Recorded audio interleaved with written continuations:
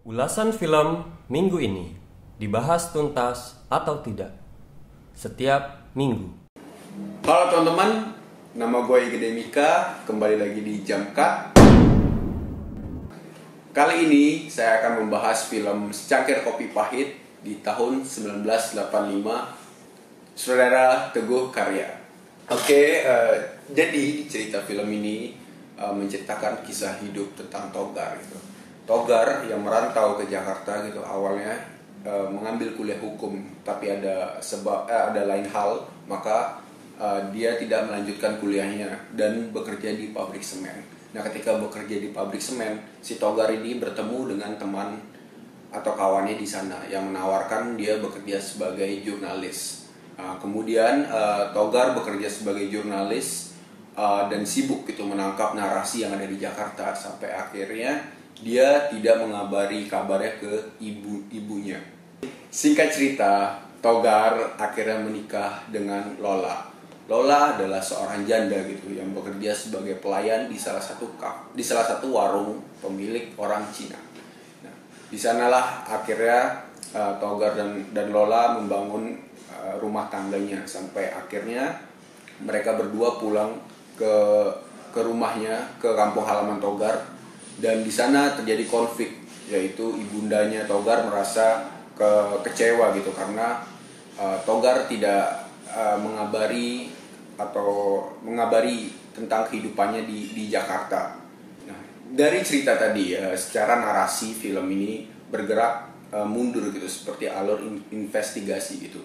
Di awal kita menonton film ini kita diberikan suatu headline gitu, seperti kita membaca suatu berita gitu, kita melihat headline tersebut baru kita melihat teks atau penjelasan lainnya.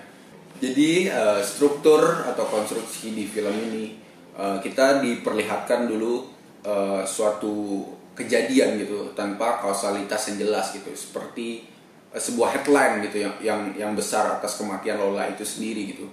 Kemudian cerita berlanjut, Togar dibawa ke ruang persidangan gitu untuk diinvestigasi, yang menandakan bahwa alur di film ini bergerak mundur gitu, seperti seorang gitu yang menginvestigasikan sebuah kasus gitu.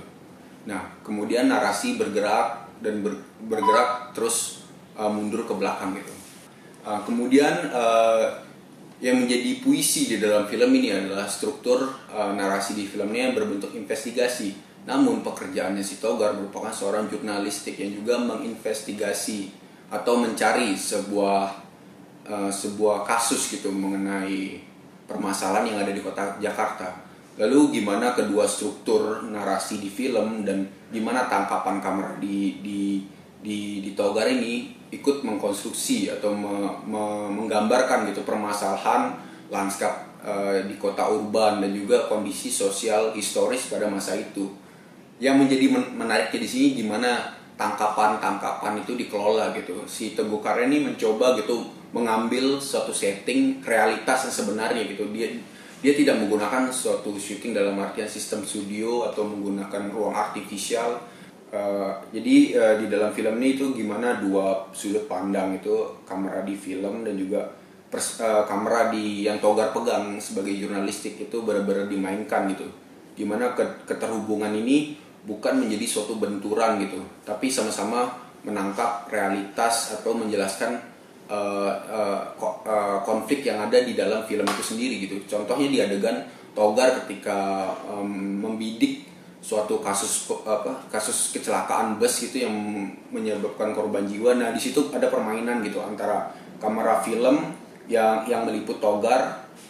Kemudian kamera film itu tidak meliput korban tersebut gitu, tapi justru yang dihadirkan adalah tangkapan foto black and white-nya si Togar gitu yang menjelaskan tentang kejadian tersebut gitu. Nah, kemudian gimana dua relasi antara kamera film dan perspektif Togar sebagai jurnalistik ini justru menjadi harmonisasi di dalam film ini untuk menjelaskan konteks dan tegangan atau konflik yang ada di dalam narasi film tersebut gitu.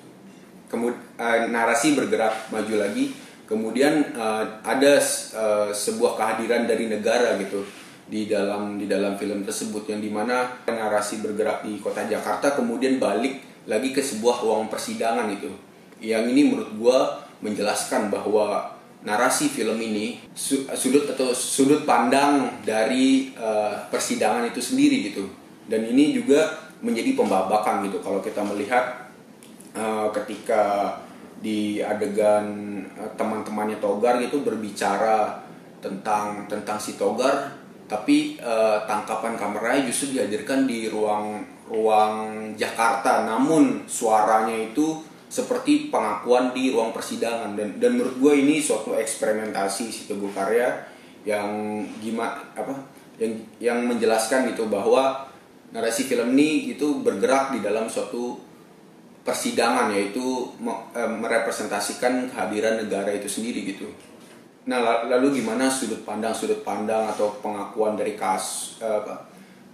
memori Togar dan juga pengakuan dari teman-temannya, dan juga ada pengacara di sana dikombinasikan gitu di dalam ruangan persidangan, yang kemudian narasi-narasi yang dibicarakan oleh orang tersebut berhasil gitu membedah konflik, tegangan, dan juga lanskap yang ada di kota Jakarta gitu dalam konteks kota urban. Oke, jadi gue memberikan bintang di film ini 4,5 dari 5 bintang. Karena menurut gue, kenapa gue kasih penilaian yang tinggi? Karena menurut gue ini capaian yang menarik ya, menurut gue, maksudnya capaian yang sangat tinggi ya di film Indonesia ya, dimana si Teguh Karya tuh